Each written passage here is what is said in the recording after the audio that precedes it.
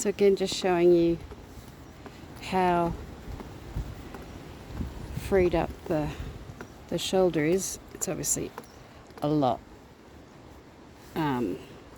lighter because there is no weight in the saddle, but this lifts away nicely, freeing up the shoulder blade and the trapezius muscle, which is really important that there's never any pressure on that.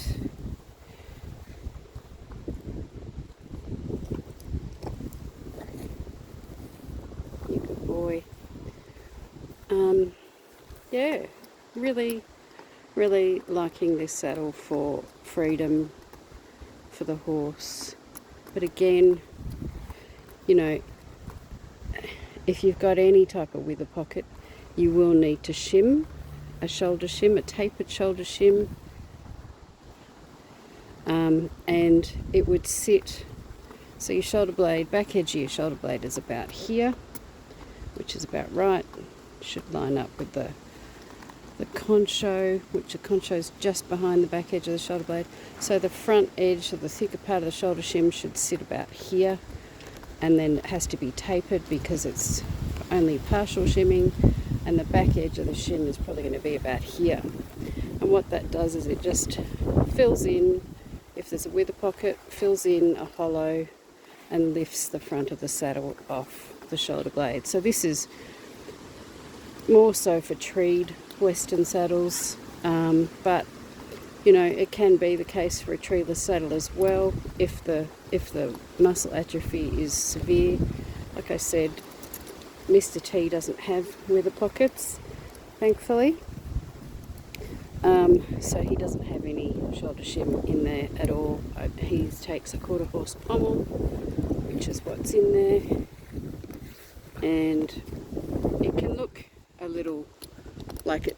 If this was a treed saddle, you might say, oh, that rafter angle's a little bit flat for him, but there's nothing solid going down past here. So this ends pretty much here. There's no tree point, there's no bar in the saddle, so this is all soft, completely just leather and foam and fleece. That's it. So the only solid bits are there, and you know, you can't really have bridging in a saddle like this. If you've got, again, a horse that's atrophied, maybe a little bit sway backed, you can use a bridging shim.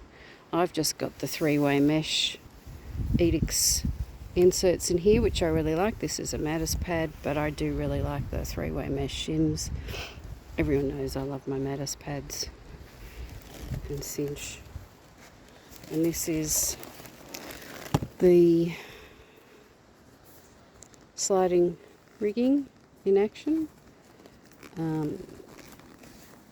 Yeah, it's nice. I really like it. It applies obviously pressure here and here, so it's not just pulling down at one point, which is often the case with western saddles. This ring could potentially go up a little bit higher.